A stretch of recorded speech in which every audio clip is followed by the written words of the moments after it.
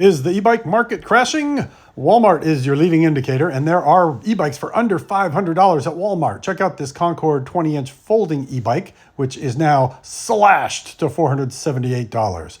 And there are 3 other e-bikes on the shelf as well that have been there for quite a while. Let's step over here and take a look at this 27.5-inch mountain bike with front suspension made by Huffy. This one has been slashed to $548. So that's over $500, but we do have one sub $500 e-bike left here we're going to look at in a minute. So that's a 350 watt motor, class 2 e-bike, top speed of 20 miles per hour for the Huffy, and then same classification for the 20-inch folding bike. So decent, easy commuter city bikes, not the most powerful thing on the road, but check out these 2 commuter bikes. This one, $478. Didn't even need to be slashed. That's a 26-inch commuter bike, 350 watt motor, 20 miles an hour. And then there's a 27.5 version of the commuter e-bike that has a step over frame and some nicer features. And that one is a little bit over $500 if we look at it here. $548 for the 27.5 commuter bike. So there you go. Prices slashed on e-bikes at Walmart. Doom.